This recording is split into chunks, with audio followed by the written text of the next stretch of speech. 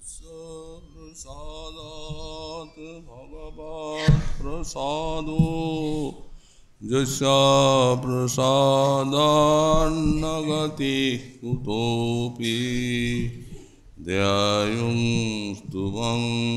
तस्य यशस्त्रिसन्ध्यं वन्दे गुरो श्रीचरणरविन्दम् आजानुलम्बितभुजौ कनकावदातौ सङ्कीर्तनैकपितरौ कमलायताक्षौ विश्वाम्भरौ द्विजवरौ जुगधर्मपालौ वन्दे जगत्प्रियकरौ करुणावतारौ नमस्ते कालसत्याय जगन्नाथसुताय च सवृताय सपुत्राय सकलत्राय ते नमः भर्यापीडाभिरामं मृगमदतिलकं कुण्डलाक्रान्तगण्डां गञ्जाक्षं कम्बुकण्ठं स्मितसुभगमुखं स्वाधुरेन्नस्तवीनुं श्यामं शान्तं त्रिभङ्गं रविकरवसनं भूषितं वैजयन्त्या वन्दे वृन्दावनस्थं युवतिशतवृतं ब्रह्मगोपालवेशं तप्तकाञ्चन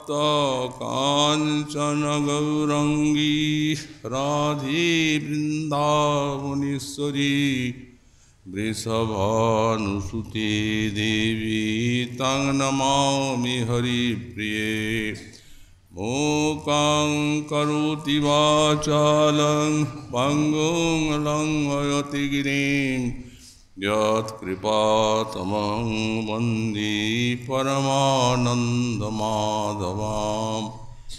वंशाकल्पतरुभ्यश्च कृपासिन्धुभ्य एव च पतितानां पावनेभ्यो वैष्णवेभ्यो नमो नमः हरिभक्ति पराजे च हरिनामपरायणा दुर्वृत्ता वा सुवृत्ता वा तेषां नित्यं नमो नमः नमो धर्माय महते नमो कृष्णाय वेदसे ब्रह्मणे नमस्कृत्य धर्मान् वक्ष्ये सनातनान् नारायणं नमस्कृत्य नरं चैव नरोत्तमं देवीं सरस्वतीं व्यासं ततो जयो मुदीरयेत् जय रूप सनातन भट्ट रघुनाथ श्रीजीव गोपाल भट्ट दास रघुनाथ ईशाय गुसाईर करी चरण बंदन जहाँ हुई विघ्ननाश अभीष्ट पुराण दुर्गमी पथिमेन्धश्चास्खलत्पाद गतिर्मुहुः सकृपा जुष्टिधनेन सन्त सन्तु अवलम्बनम्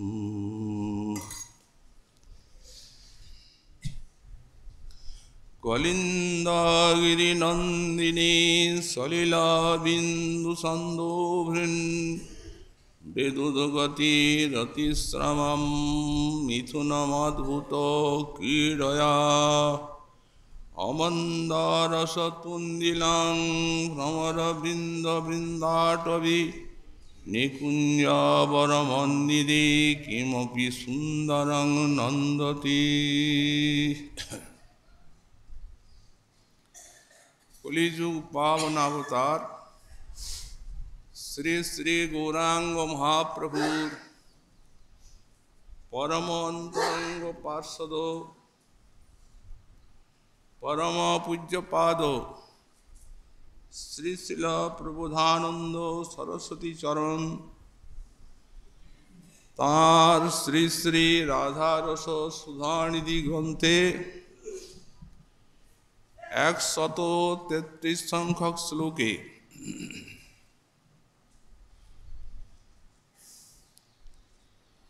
শ্রী শ্রী যুগলীলা মাধুরী আস্বাদনে বললেন, কলিন্দাগিরি নন্দিনী সলিল বিন্দু সন্দৌভৃন মৃদুদ গতিরতিশ্রমম মিথুনমাদ্ভুত ক্রীডয়া আমন্দারস তুন্দিলং ভ্রমর বৃন্দ বৃন্দাটবী নিকুঞ্জ বর মন্দিরে কিমপি সুন্দরং নন্দতি। বৃন্দাটবী নিকুঞ্জ বর মন্দিরে, এই মধু বৃন্দাবনে যমুনা তটে এক শ্রেষ্ঠ নিকুঞ্জ মন্দিরে কলিন্দগিরি নন্দিনী সলিল বিন্দু সন্দোহ বৃন মৃদুদ গতিরতিশ্রমাম। যমুনার স্নিগ্ধ জলকণাবাহী শীতল সুগন্ধ মন্দ এই বাতাসে যারা ওই বিহার পরিশ্রমকে অপনোদন করছেন, বললেন সেই অমন্দরস তুন্দিলং কিমপি সুন্দরং মিথুনম। অমন্দরস তুন্দিল অর্থাৎ সুউচ্চ রসপুষ্ট শ্রী শ্রী রাধা শ্যাম সুন্দর, তারা কিমপি সুন্দরম মিথুনম, কোন অনির্বচনীয় সুন্দর মিথুন শ্রী শ্রী রাধা মাধব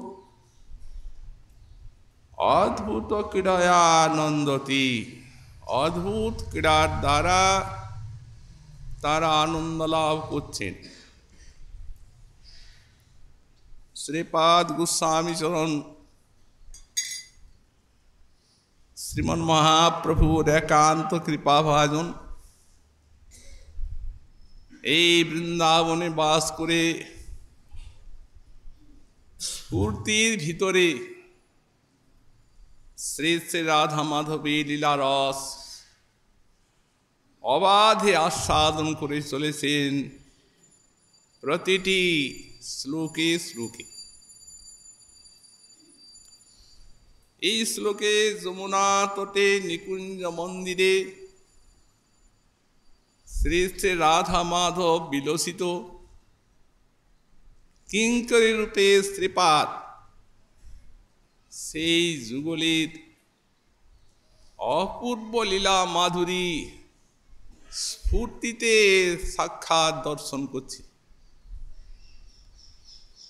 এদের তো স্ফূর্তি নয়, এদের হচ্ছে বিস্ফূর্তি,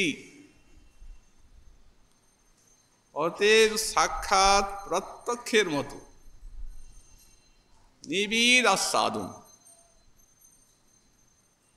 নয়নে এবং মনে মূর্ত হয়ে উঠেছে। আর তারই মধুর রসোদ্গার এই শ্লোকে শ্লোকে অপূর্ব কাব্যকলা লালিত্যের দ্বারা সব গৌড়ীয় বৈষ্ণবীর জন্য লিপিবদ্ধ করে রেখেছে। দেখছেন লীলাটি, অমন্দরস তুন্দিলাম মিথুনম, সুউচ্চ রসপুষ্ট শ্রী শ্রী রাধা মাধব। তো সুউচ্চ রস বলতে মধুর রস, সেই মধুর রসের দ্বারা যারা পুষ্ট হয়ে লীলা করছেন। এর দ্বারা জানা যায় যে শ্রী গোসাইপাদ তাদের মনটিও বুঝতে পারছেন, কিমপি সুন্দরম চোখে দেখছেন। আর অমন্য রস তুন্দিলং তাদের মনটি বুঝেই বলেছেন,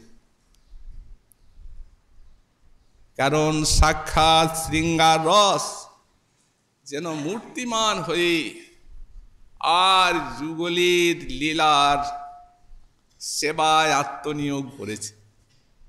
এই জন্যই অমন্য রস তুন্দিলম। শ্রুতিমাতা বললেন, ন চক্ষুষা পশ্যতি রূপমস্য, ভগবানের রূপ চক্ষে দেখা যায় না। কেন? বললেন, যেহেতু তিনি অধক্ষজ, চক্ষে তো দেখা যায় না, তাকে জ্ঞানের দ্বারা জানাও যায় না। বিজ্ঞা তার মরে কে নবিজানিয়াত, যিনি জ্ঞানেরও জ্ঞান, তাকে কে জানবে? তো তাকে দেখা, তাকে জানা, এমনকি তার কথা বলা, তার কথা চিন্তা করা কিচ্ছু যায় না। যত বাচো নিবর্তন্তে অপ্রাপ্য মনসা সহ। শ্রুতি বললেন, মনের সঙ্গে মানি, যাকে ধরতে পারে না ফিরে আসে, যেহেতু তিনি ইন্দ্রিয়াতীত। তাহলে তো শ্রবণ কীর্তন মনন এ তো কিছুই হবে না। সেই শ্রুতি বললেন না না, তিনি অধক্ষজ তত্ত্ব হলেও ভক্তি ভাবিত ইন্দ্রিয়ের গ্রাহ্য। ভক্তির বর্ণম নয়তি ভক্তির বর্ণম দর্শয়তি। একমাত্র সাধনা এই ভক্তি। জ্ঞান, যোগ, তপস্যা, দান, ধ্যান যা কিছু আছে সব সাধনায় তিনি অধক্ষজ। ইন্দ্রিয় তাকে ছোবে না।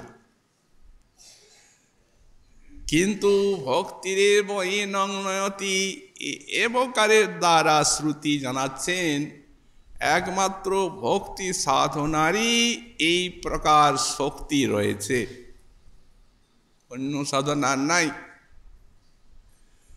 ভক্তি আকর্ষণ করে আর সেই অধক্ষজ তত্ত্বকে ভক্তির নিকটে নিয়ে আনেন। ভক্তিরেব এনং দর্শয়তি। ভক্তি দেখিয়ে দেন ভগবানের মধুময়ী লীলা রূপ। কেন বললেন? এখনই আপনি বললেন অধক্ষজ, আর তারপরেই বলছেন নয়তি দর্শয়তি। বললেন যেহেতু ভক্তিবশ পুরুষ, আমরা কি করব? ওটা তো ভগবানের দয়া, তিনি তো ভক্তির অধীন হয়ে আছে। অতএব ভক্তিরেব ভূয়সী, সমস্ত সাধনার শ্রেষ্ঠতম মহামহত্তময়ী এই ভক্তি মহারানী।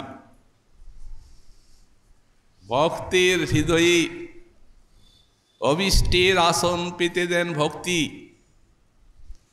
আমাদের ভাগবতামৃতের গোপকুমার যখন তপলোকে, তখন পিপ্পলায়ন যোগীন্দ্র শান্ত ভক্ত, তাকে বললেন, দেখো গোপকুমার, চক্ষে ভগবানকে দেখা যায় না, তুমি ইতস্তত তাকে দেখার জন্য ব্যাকুল হয়ে ছুটছ কেন? মনে দেখা যায়, তুমি তাকে মনে দেখার চেষ্টা করো।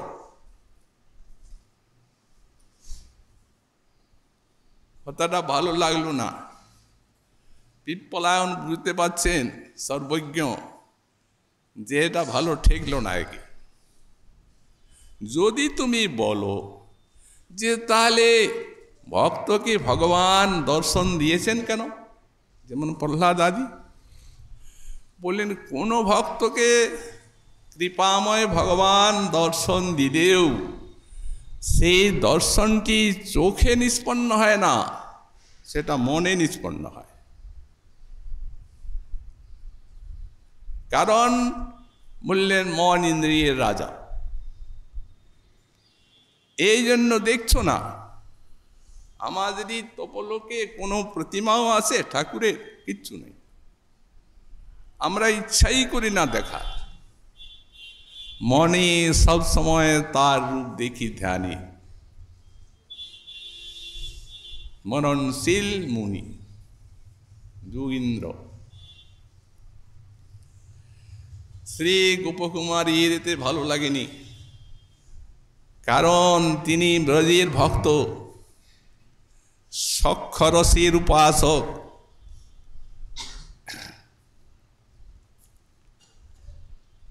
তার নয়ন তার সখাকে দেখার জন্য সতত ব্যাকুল, পাগল, খুঁজে বেড়ান, এই বুঝি পাই, এই বুঝি পাই। প্রবোধ দেওয়া যায় না। যখন বৈকুণ্ঠ পার্ষদগণের সঙ্গে সাক্ষাৎকার হলো, তখন তারা বললেন গোপকুমার জানো তুমি বড় ভাগ্যবান লোক। ওই যে তপলোকে পিপ্পলায়ন তোমাকে যুক্তি দিয়েছিলেন, মনে দেখার বুঝিয়ে দিয়েছিলেন চোখে ভগবানকে দেখা যায় না, তুমি তার কথায় যে বিভ্রান্ত হয়ে যাওনি, এটি তোমার উপরে শ্রীমন্নারায়ণের বিশেষ কৃপা। অতএব তুমি বৈকুণ্ঠে যাওয়ার শ্রী নারায়ণের দর্শনের যোগ্যতা লাভ করেছ।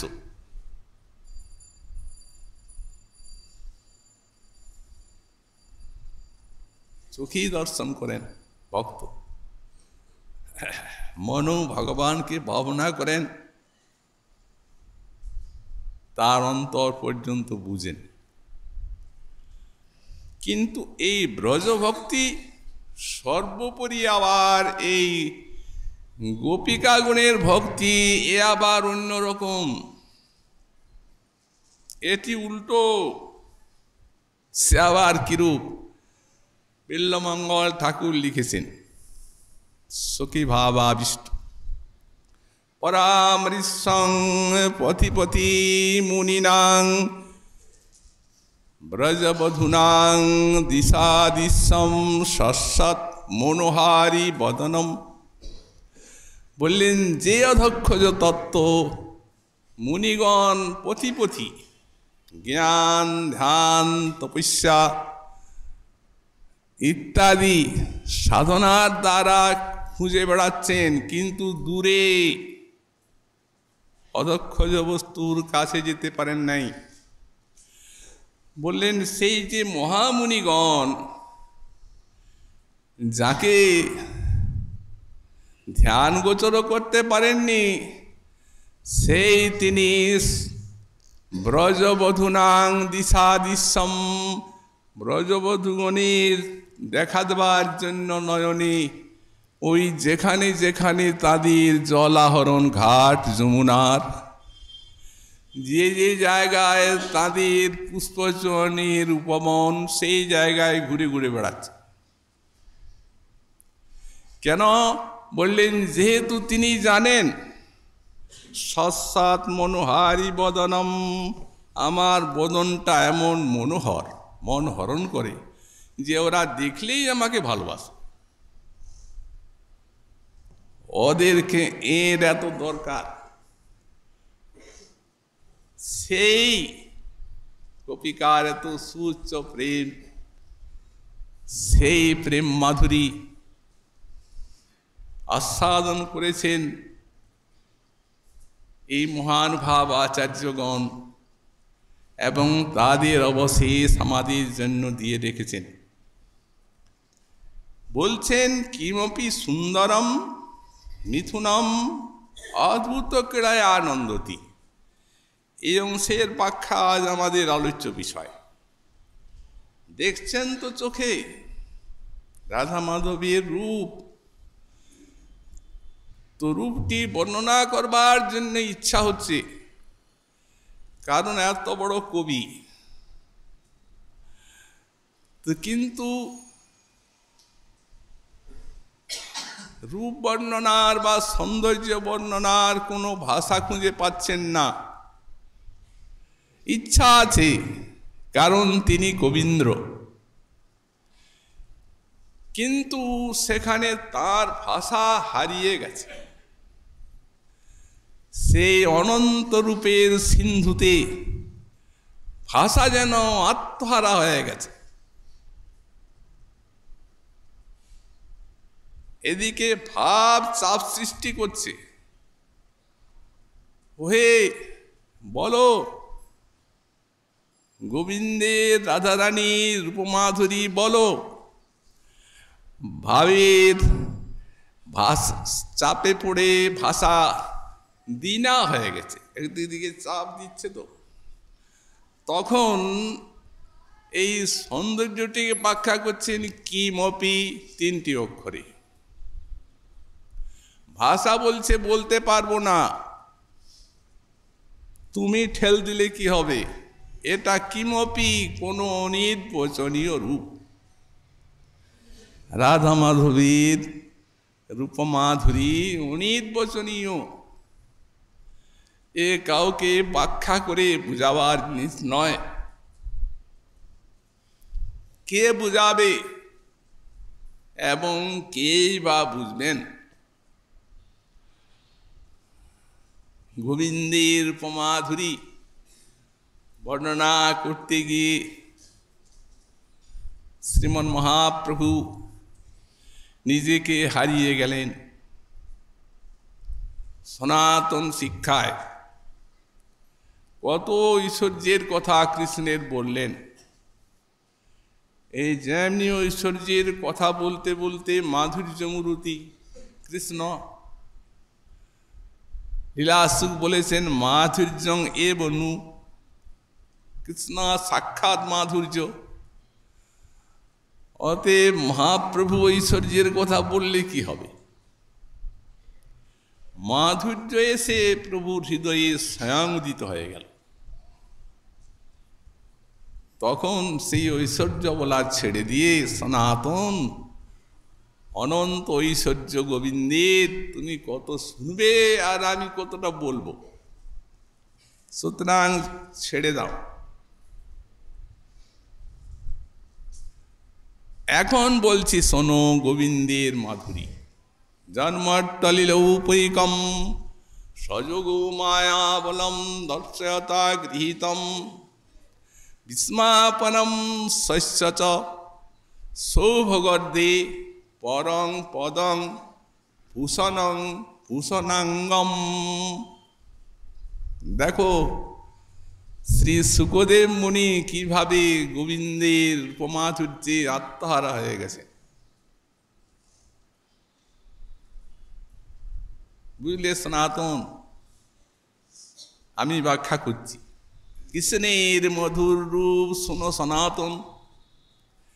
যে রূপের এক কণ ডুবায় সর্বভুবন, সর্বপ্রাণী করে আকর্ষণ, সেই রূপ সিন্ধুর এক বিন্দু সমগ্র জগৎকে ডোবাবে। কৃষ্ণের রূপমাধুরীকে সামাল দেয়। শ্রী গোস্বামী পাদ বললেন অসমানার্থ রূপ শ্রী বিস্মাপিত চরাচর। কোন ভাগবত স্বরূপের এইরকম রূপ নাই। চরাচর বিস্মাপিত হয় যে রূপ দেখে। অতএব যে রূপের এক কণ ডুবায় সর্বভুবন সর্বপ্রাণী করে আকর্ষণ, এ দুর্লভ জিনিস সনাতন। অন্যত্র মিলবে না ব্রজ ছাড়া। যোগমায়া চিৎ শক্তি সেই বিশুদ্ধ সত্য পরিণতি, তার শক্তি এই লোকে দেখাইতে এই রূপরতন, এই ভক্তগণের গূঢ় ধন প্রকট কইল নিত্যলীলা হইতে।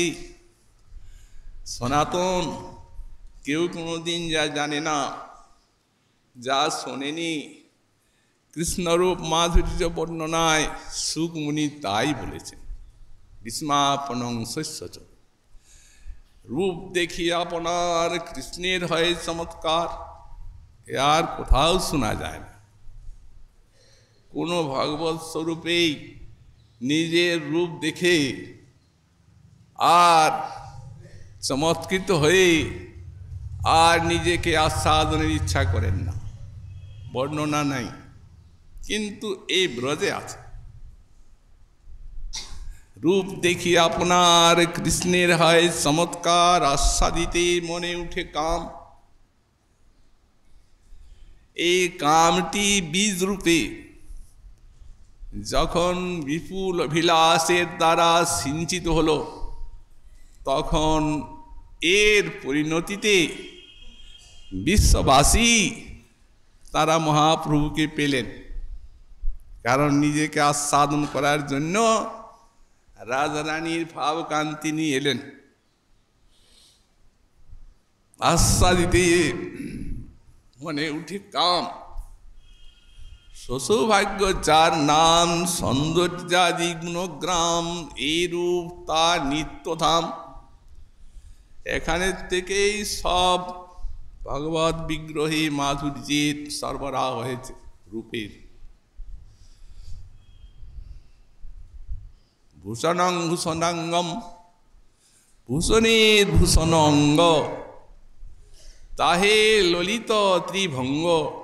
তার উপর ভূধনু নর্তন, 13 নেত্রান্ত বান, তার দৃঢ় সন্ধান।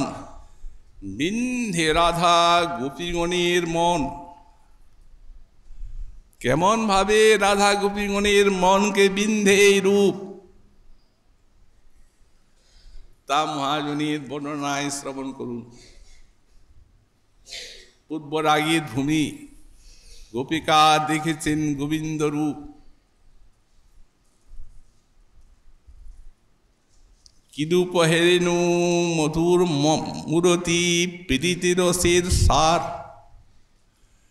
হেন মনে লয় এতিন ভুবনে, তুলনা নাহি কো যার। বড় বিনোদিয়া তার চূড়ার টালনি, কপালে চন্দন চাঁদ। যিনি বিধুবর বদন সুন্দর, সে যে ভুবন মোহন ফাঁদ। ভুবন মোহন ফাঁদ, এ যেন ফাঁদ, জাল, বিশ্বকে মোহিত করা। জড় ভুরু যেন কামের কামান, এটা ওরাই বলতে পারে। এই জন্য মহাপ্রভু বিন্ধে রাধা গোপীগণের মন বললেন। জড় ভুরু যেন কামের কামান, কে না কইল নিরমান। তরল নয়ানি 13 চাহুনি, সে যে বিষম কুসুম বান।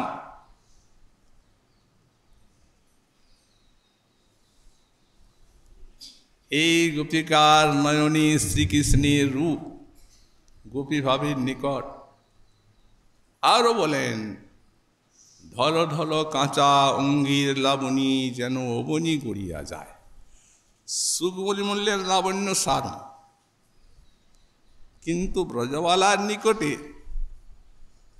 সে লাবণ্য সার যেমন একটা প্লাবন নিয়ে এসেছে।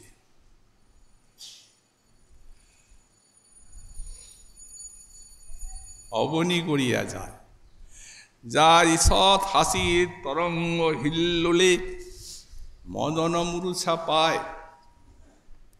আমি কিবা সে নাগর চিখেনে দেখিনি।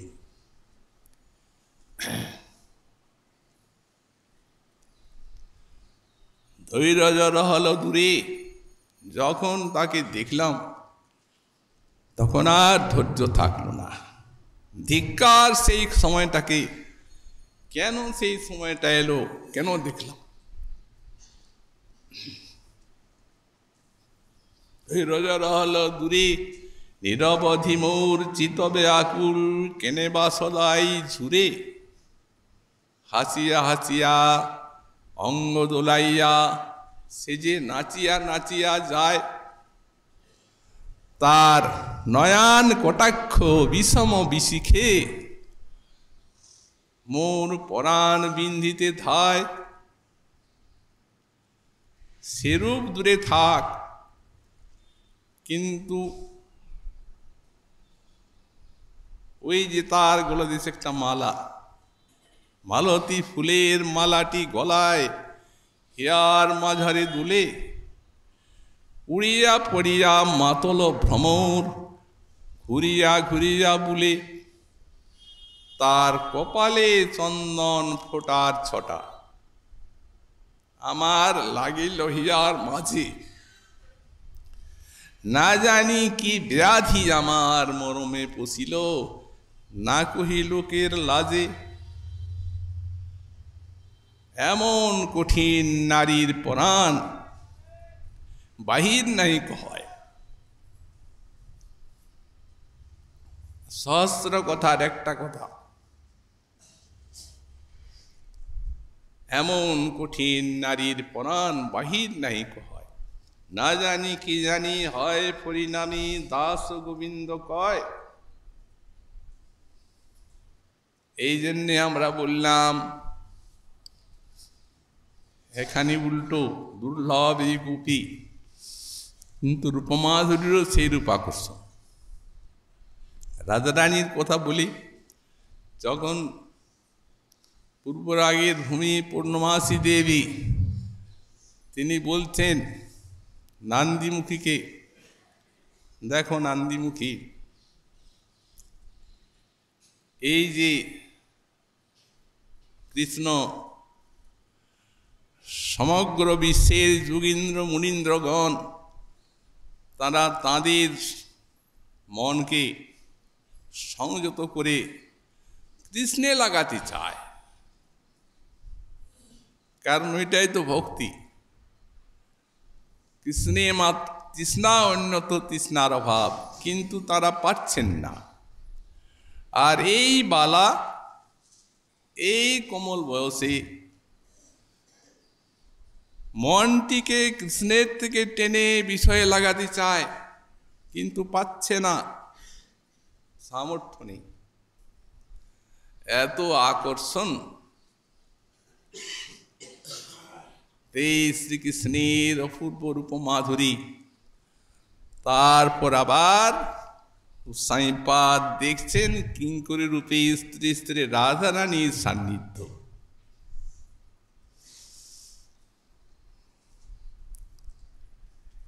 এ রূপ তো বিভু বস্তু, কিন্তু রাধা প্রেম এমন অদ্ভুত, তার মাধুরী যে রাধা প্রেম করে কৃষ্ণ মাধুর্যের পুষ্টি। এর মাধুর্যের উপমাধুরী হচ্ছে বিভু, কিন্তু বিভু হলেও রাধা প্রেম করে কৃষ্ণ মাধুর্যের পুষ্টি। আর মাধুর্য বাড়ায় প্রেমা হইয়া মহাতুষ্টি। রাধা প্রেম আর কৃষ্ণ মাধুরী এই দুইটি জিনিস, দুইটাই বিভু, কিন্তু অচিন্ত শক্তিতে রাধা প্রেম কৃষ্ণ মাধুর্যের পোষণ করছে, আর কৃষ্ণ মাধুর্য রাধা প্রেমকে বাড়াচ্ছে। এই মতো অনন্যে পড়া পড়ে হুড়াহুড়ি। সুতরাং এই রাধা মাধব মাধুরী গৌড়ীয় বৈষ্ণব গণের উপাস্য তত্ত্ব। এগুলো সাইপাদি লিখেছেন। রাধার রূপ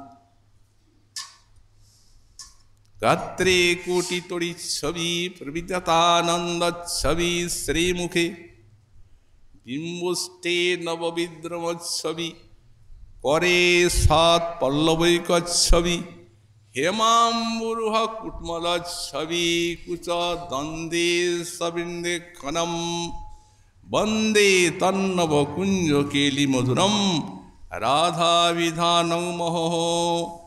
রাধা নামনি এই বৃন্দাবনের নিকুঞ্জে একটা জ্যোতি আছেন, যার জ্যোতিতে অনন্ত ব্রহ্মাণ্ড সমুদ্ভাসিত হয়ে আছে। সে রাধা নামনি জ্যোতিকে বন্দনা করি। সেই জ্যোতিটি কি প্রকার বললেন? জ্যোতি নয়, ব্রহ্মজ্যোতির মতো নয়, আর আলোক নয়, তার রূপ আছে। কেমন সেই রূপটি? বললেন যার গাত্রে কোটি তড়িৎ ছবি, কোটি কোটি বিদ্যুতের আলোক যার গাত্রে ফুটে উঠেছে। তাহলে তো মহাশয় দেখাই যাবে না, ভক্ত দেখবেন কি করে? কোটি কোটি বিদ্যুতের আলোক।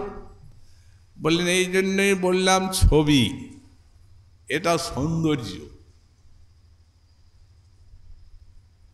এটি আস্বাদ্য, নয়নানন্দদায়ক। কারণ এটি হচ্ছে সেই মাদনাক্ষ প্রেমের জ্যোতি। তাই গাত্রে কোটি তড়িৎ ছবি, সবগুলি ছবি দিয়ে দিয়েছে। প্রবিততানন্দ ছবি শ্রীমুখে, মুখের যে ছবি সেটি ক্ষণে ক্ষণে বেড়ে চলেছে। আবার গোবিন্দ সান্নিধ্যে কত শত ভাবের অলঙ্কার,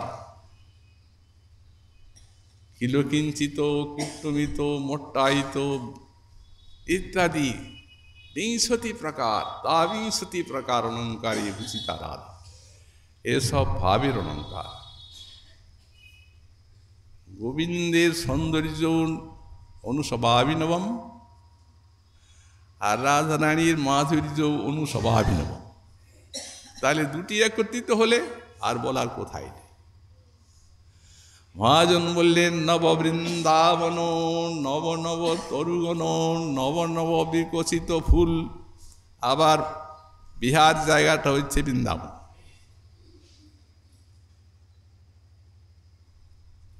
নবীন বসন্ত নবলমলয়ানিল মাতল নবলিকুল বিহরয়ে নবল কিশোর কালিন্দী পুলিন কুঞ্জ নব সুহন নব নব ভাব বিভোর। এই কালিন্দী পুলিনে যুগল নব নব ভাব বিভোর। নবলর শাল মুকুল মধু মাতিয়া নব কোকিল কুল গায়। নব যুবতী গণে চিত মতাই তারা নবরসে কাননি ধায়। নব যুবরাজ নবীনা নব নাগরী খেল নব নব ভাত। খেলাও নব নব নীতি নীতি ওই শোন নব নব খেলন বিদ্যা অতিমতি মাতি। প্রবিততানন্দ ছবি শ্রীমুখে বিম্বষ্ঠে নববিদ্রম ছবি। নববিদ্রমী ছবি রাধার বিম্বষ্ঠে। করে সাত পল্লবৈক ছবি, হাতে সাত পল্লবীর ছবি। হেমাম্বরুহ কুটমল ছবি কুচদ্বন্দ্বে রবীন্দ্রেক্ষণম। নয়নে দিব্য সুদিব্য নয়নে অরবিন্দের অর্থাৎ কোমরের ছবি। যে নয়নের একটি কটাক্ষে সেই অনন্ত আনন্দ গুণবৃত্তির মূর্ছা হয়ে যায়। যস্যা কটাক্ষ সরঘাত বিমূর্ছিত তাং রাধিকাং পরিচরামি কদারসীন। একটা কটাক্ষ সেই আনন্দ ঘন বিগ্রহ রসবৈষ মূর্ছিত। তো সুতরাং আনন্দ ঘন বিগ্রহ রসস্বরূপ গোবিন্দ, তিনি আস্বাদন করেন রাধারানীর রূপ, আর রাধারানী আস্বাদন করেন গোবিন্দ মাধুরী, আর কিঙ্করীগণ সখীগণ আস্বাদন করেন যুগল মাধুরী। এই গৌড়ীয় বৈষ্ণবীর সাধ্য এবং সাধনার বিষয়। এই জন্য বললেন কিমপি, বলতে পারা যাবে না। যদি কেউ বলেন রাধা মাধুরী দর্শন করছেন গোবিন্দের, কিছু তো বলুন, এত বড় কবি, বলেন সহস্র সহস্র বাণী প্রয়োগ করলেও হবে না। কি বলব, বলার তো ভাষা নেই।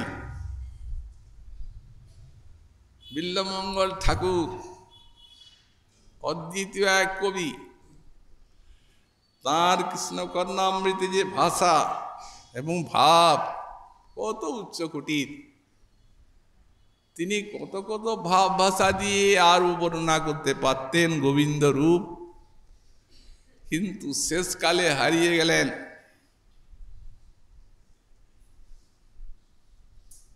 যেদিকে দেখেন সেই দিকেই মাধুর্যের প্রবাহ। মধুরং মধুরং বপুরস্য বিভুর, মধুরং মধুরং বদনং মধুরম, মধুগন্ধি মধুস্মিত মেতদহু, মধুরং মধুরং মধুরং মধুরম। আবৃত্তি করলেন মধুর মধুর কথাগুলি। এই আবৃত্তির দ্বারা শ্রীপাদ গোবিন্দ লীলাসু এই রূপের যারা সাধক তাদেরকে জানিয়ে দিলেন যে যিনি যতই ব্যাখ্যা করুন, যাই বলুন, এক বিন্দুর বেশি কিছু নয়। এই মধুর মধুর মধুর মধুর, তার উপরে আবার মধুরা শ্রী রাধা। এই জন্যে ইনিও বললেন কিমপি, কোন অনির্বচনীয় শ্রী শ্রী যুগলীর রূপ, তাদের সৌন্দর্য, তারা অদ্ভুত ক্রীড়য়া নন্দতি, অদ্ভুত ক্রীড়ার দ্বারা আনন্দ লাভ করছে। এই অদ্ভুতটা কি? অদ্ভুত শব্দের অর্থ হচ্ছে আশ্চর্য। ভগবান স্বয়ং আশ্চর্য।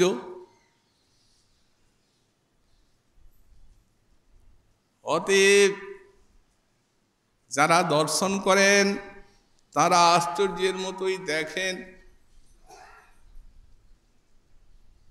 সে এক মধু, সে এক অমৃত, না সে এক আনন্দ, না সে এক রস, এই কিছু বুঝবার উপায় থাকে না। চিত্রম চিত্রম বিচিত্রমহ, চিত্রং বিচিত্রং মহ। আশ্চর্যরূপ দেখলেন লীলাসু, বললেন চিত্রম, গোবিন্দ রূপ বর্ণনাই করবো, আশ্চর্য। বিচিত্রম, আশ্চর্য অপেক্ষাও বেশি আশ্চর্য। বিচিত্রম ওহো, এই জ্যোতি এ অতিশয় বিচিত্র, অতি বলা যায় না। চিত্রম চিত্রম কথাগুলির আবৃত্তি করলেন। এমন অদ্ভুত আশ্চর্য বস্তু যে অনুভূতির রাজ্যে সবকে আশ্চর্য করে দেবে। তাই শ্রুতি জননী বললেন আশ্চর্যস্য বক্তা কুশলস্য লব্ধা, আশ্চর্যস্য জ্ঞাতা কুশলানুশিষ্ট। আশ্চর্যস্য বক্তা, যারা এই আশ্চর্য এই গোবিন্দকে বর্ণনা করেন, বললেন তারা আশ্চর্য হয়ে যান। অদ্ভুত, তাঁর লীলা অদ্ভুত, তিনি অদ্ভুত। যারা বলেন তারা নিজে আশ্চর্য হন। তার এই যে বলা এই কথাগুলি জগতের সঙ্গে মিল খাবে না। ওই ভাষা আর ওই ভাব শ্রীকৃষ্ণ কর্ণামৃত সাক্ষাৎ লীলা সুখমুনি আশ্চর্য বক্তা, এটাই ভাণ্ডার কৃষ্ণ মাধুর্যের। মাধুর্য ভগবত্তা সার ব্রজে কইল পরচার। তাহা সুখ ব্যাসের নন্দনে, স্থানে স্থানে ভাগবতে বর্ণিয়াছে নানা মতে, যাহা শুনি মাতে ভক্তগণে। ভক্তির মত্ততাজনক শ্রীকৃষ্ণ মাধুরী, রূপ মাধুরী, লীলা মাধুরী, প্রেম মাধুরী, বেণু মাধুরী।